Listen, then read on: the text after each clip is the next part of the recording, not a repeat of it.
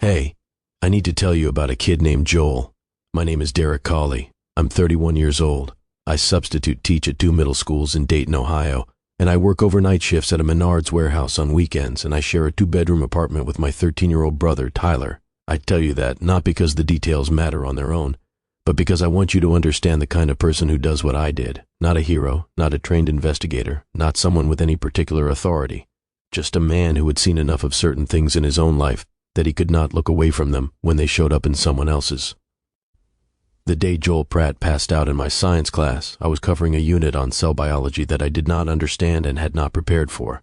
I was reading from a slide deck someone else had made, and I was about 30 seconds from admitting that to 22 7th graders when I heard the sound. Not a crash, more like a slow deflation, a chair scraping sideways. And I turned around and he was going over. I caught him. That's the first thing that matters. I got across the room fast enough that he didn't hit the floor. The second thing that matters is what I saw when his sleeve slipped back. His arm was marked in a way I recognized, not from training, not from a textbook. From having grown up in a house where I learned early what certain kinds of marks looked like and what people said to explain them away. I grew up watching adults decide that what they saw wasn't their business. I grew up being the kid that nobody filed a report on. I am not able to see something on a child's arm and decide it's not my business. That is not a choice I am capable of making. I called for help. A girl near the door was already running for the office. The others stood with their chairs pushed back, and I was kneeling on the floor of a 7th grade science class holding a 12-year-old boy who had gone unconscious for reasons nobody could yet name, and I was thinking one thing. Someone is hurting this kid. Have you ever been so certain of something that your certainty became the thing that blinded you? I need you to hold on to that question, because this story is about what happens when you're right about the wound and completely wrong about who made it. The paramedics came in 7 minutes. They took Joel's vitals, got him talking, logged his condition. The school nurse, a woman named Patel who had been doing this for 23 years and had a specific kind of tired in her face that comes from that much time, photographed the marks on his arm and noted them carefully in his file. She told me she had seen worse. I did not know how to respond to that, so I didn't. Joel's mother picked him up. She was a small woman in a distribution center uniform, still wearing her ID badge, and when she came in and saw him sitting up on the cot in the nurse's office, she made a sound that I can only describe as relief with all the air taken out of it. She touched his face. She checked his arm. She thanked Nurse Patel and she thanked me and she walked him out. What I noticed, she did not ask what caused the marks. She saw them and she moved on. I told myself she already knew. I meant that as an accusation.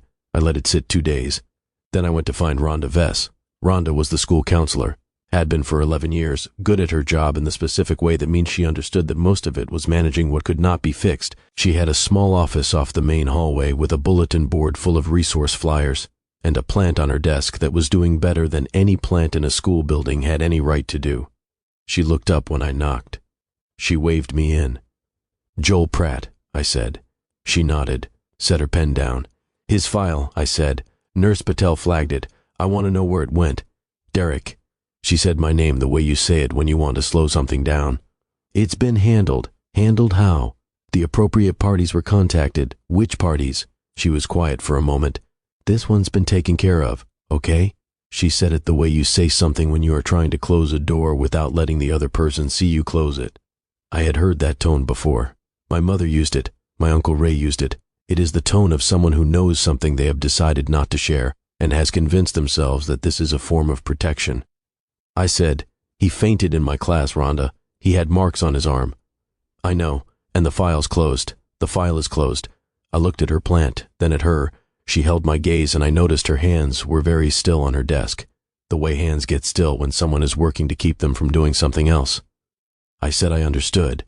I left, and then I went down the hall to the principal's office and knocked on that door too. Principal Hargrove was a man who had been running James Madison Middle for 9 years, and who communicated almost entirely in the language of liability management. He was not a bad person. He was a person who had learned that the safest version of every decision was the one that generated the least paperwork. He listened to me. He nodded in the right places. Then he said, "Rhonda's on it, Derek. That's her lane. You're a sub. Your job is the classroom." I said. His arm had marks on it consistent with, "Rhonda," he said again, "is on it." I filed a report anyway. I found the district's child protective liaison on the school's internal directory and I left a voicemail that was specific and detailed. and that nobody ever returned. I sent a follow-up email 3 days later.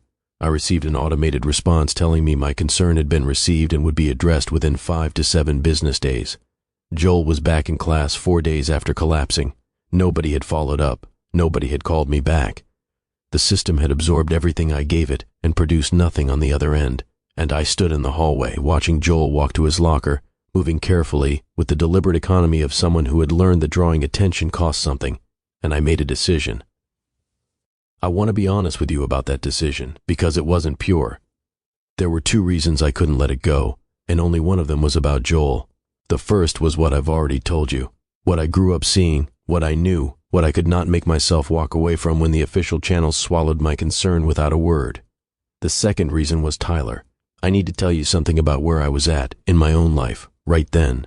4 months before Joel Pratt slid sideways out of his chair, my mother went into residential treatment for the 3rd time. It was the right call. It was her call, and I was proud of her for making it. And the night she left, I sat in the apartment I shared with my 13-year-old brother and felt something I was not prepared to name.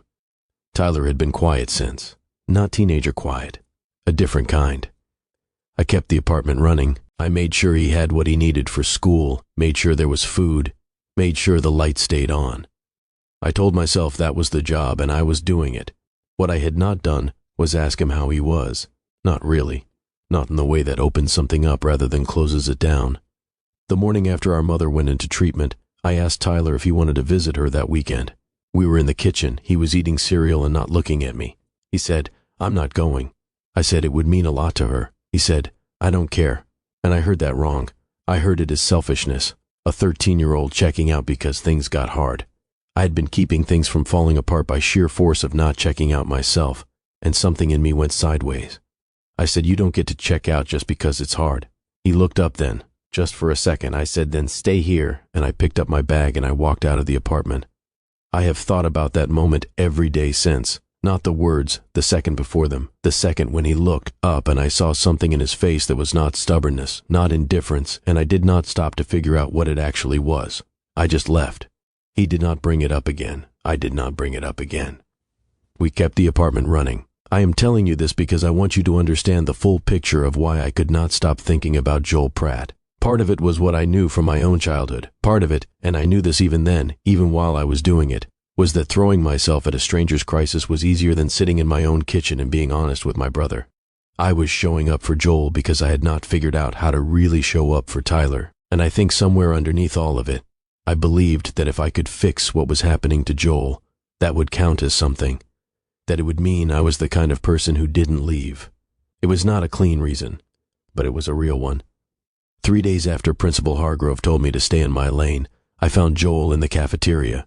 He was at the end of a table by himself, eating a sandwich slowly and methodically, not because he was savoring it, but in the way of someone who has learned to take up as little space as possible. He had earbuds in, but the wire wasn't connected to anything. I sat down across from him and said, "I'm Mr. Cauley. I was covering your science class last week." He looked at me. He knew who I was. He was deciding how to handle me. "How are you feeling?" I said. "Fine. You had a rough day." "I'm fine," he said again, not defensive, just closing a door. I said, "I'm not here to make anything official. I'm just checking in." He went back to his sandwich. I watched him eat. He picked up each half in sequence, took even bites, set it down between bites. I realized I had been cataloging this the same way I cataloged how much Tyler ate, clocking the pace, the amount, whether it looked like eating or like going through the motions, and that I had been doing it long enough that it had become automatic. I said, "Do you want to talk about the marks on your arm?" He went very still. "You don't have to," I said, "but if something is happening at home—" "Nothing's happening at home." He said it fast, then quieter. "My dad didn't do anything. I heard that as a child protecting an abuser. I was wrong about that, but I did not know I was wrong yet." "Okay," I said. He looked at his sandwich. "My doctor visits," he said, and then stopped, like he had let something out he had not meant to and was trying to measure how much I had caught. I kept my face neutral. "What about them?" "Nothing." He picked his sandwich back up. "I'm going to be late." He was not late. He just needed to leave. But he had said it. Doctor visits, and the phrase sat in my chest for the rest of the day like something I had been handed without knowing what it was for. There was a man who picked Joel up every afternoon. Not his father. I had seen his father's photo in the emergency contact file I had no business looking at, but had looked at anyway. This man was maybe 40, drove a silver sedan, and stood in the parking lot leaning against his car checking his phone with the particular patience of someone for whom waiting was a professional activity. I walked out to him during dismissal. He looked up when I got close, not startled. He evaluated me. "You here for Joel Pratt?" I said. "Yeah. You family?" A pause. "No." "Friend of the family?" He looked at me for a moment. "I drive for the clinic," he said. "They send me to pick up some of the kids who have afternoon appointments." He said it like it was the most ordinary arrangement in the world, and it was a reason it filled the space. But I heard they send me and thought, this family does not drive their own kid to appointments. Someone else controls the schedule. Someone else chose that. I drove past the clinic that evening. It was on Needmore Road, a converted insurance office with a clean awning and a lit sign reading Sievert Integrative Health and a parking lot with 2 cars in it. The blinds were open. Through the glass I could see a waiting room, chairs, a plant, framed credentials on the wall. It looked exactly like a place you would go to get help. I sat in my car across the street for 11 minutes. I watched a man I assumed was Paul Sievert walk a family out, a couple maybe mid-30s and a boy about Joel's age. Sievert shook the father's hand. He smiled. He put his hand briefly on the boy's shoulder. The father smiled back the way you smile when someone is doing something for you that you do not fully understand, and you are grateful and scared in equal measure. I drove home. I looked up Paul Sievert. It took me about 40 minutes to find what I was looking for and another 20 to understand what it meant. Sievert had a current Ohio medical license, but his prior license in Indiana had been suspended 6 years ago. The Indiana Medical Licensing Board's public records listed the reason in language that took me several passes to parse. Conduct inconsistent with accepted standards of care in the context of an unapproved treatment protocol. There was a civil settlement. No criminal charges, and then, 3 years later, a new license in a new state. An unapproved treatment protocol. A kid with an autoimmune condition who was getting sicker instead of better. Marks appearing on his forearms at intervals I had been reading as a cycle of abuse. I sat with all of that for a long time. Then I drove to Uncle Ray's. Ray lived 10 minutes away in a house that always smelled like coffee and WD-40. He was a good man. I want to be clear about that. He was a good man who had a specific idea of what helping looked like and had never fully understood that sometimes people need a different kind of help than the kind you are prepared to give. He poured me coffee and sat across from me and said, "How's Tyler doing?" "He's okay." Ray nodded, looked at his mug. "I'm just saying I'm here if it gets to be too much." He had been saying some version of that for 4 months. Each time I heard it the same way, as a hand extended over a line I had not drawn but that existed between us regardless. "It's not too much," I said. "Derek, Ray, I'm handling it." He had our father's eyes. I have always hated noticing that. He said, "That boy needs somebody stable, somebody actually present." "I'm present. You're working 60 hours a week."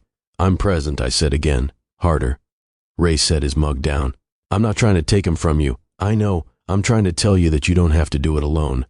"I know what you're trying to tell me." I stood up. "I appreciate the coffee." I drove home and sat in the parking lot of my building for 10 minutes before I went inside. Tyler's light was on under his door. I stood in the hallway for a moment, and then I went to my room. In the morning I went to the clinic. I told the receptionist I was interested in the study, that my brother had been recently diagnosed with an autoimmune condition and a friend had mentioned this place. She smiled. She offered me a brochure. She told me Dr. Sievert would be happy to do a consultation. I sat in that waiting room for 20 minutes. The chairs were comfortable. There was a water dispenser and a basket of granola bars. Everything about it was designed to feel like care. Sievert came out and shook my hand and walked me into his office. He was maybe 50 with the kind of face that has been trained into reassurance. Calm, attentive, the right amount of concerned. He asked about Tyler's condition. I made up details that were close enough to real to be convincing. He nodded through all of it. Then I said, "I have a student at Madison Middle. I sub there sometimes. Kid named Joel Pratt. His family mentioned this place." Something shifted in Sievert's face. Not dramatically, more like the light changed in a room, barely perceptible but there. He said, "I can't discuss other patients." "Of course," I said.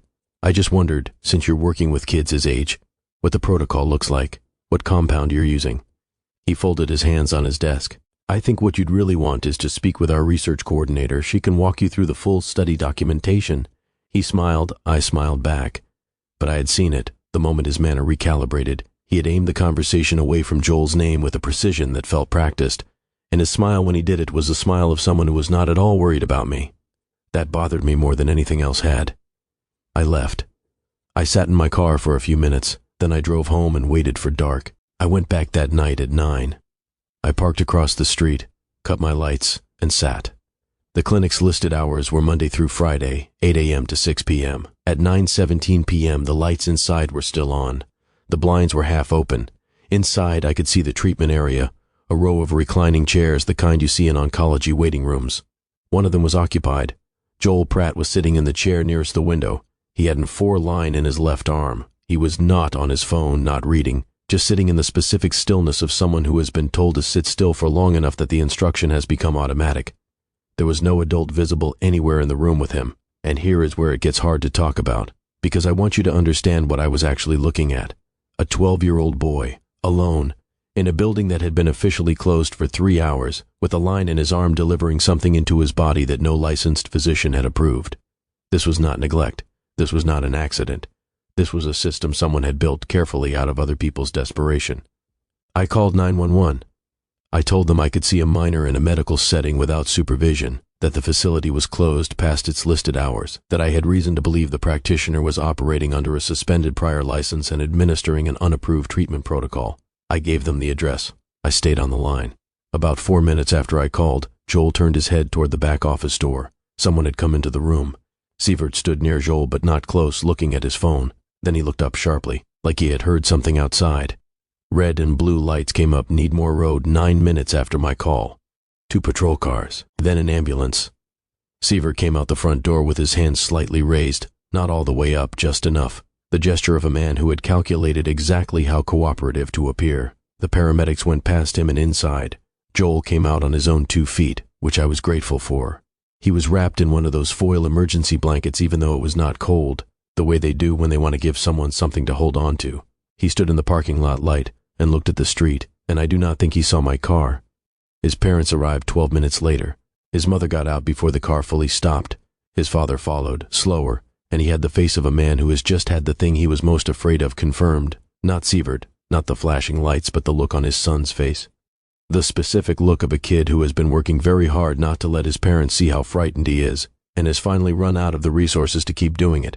I understood something then that I had not understood before. The marks on Joel's forearms were not from someone hurting him. They were from 4 lines. They appeared on a schedule because the treatments were scheduled. He had flinched when his father's name came up because he was protecting his father, a man who had signed consent forms in good faith for a study he believed was legitimate, who had been broke and scared and handed a solution to a problem that was eating him alive. And the driver in the parking lot was not isolating the family. He was managing the logistics of something Joel's parents did not fully understand they had handed control of.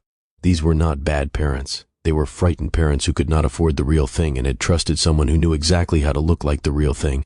I understood that in a way I had not expected to. I understood it the way you understand something when it is close to something you have done yourself. I sat in my car until the ambulance left. Then I drove home. I found out later, from a detective who called me 2 days after, who was not particularly warm but who answered my questions, that Sievert was arrested that night.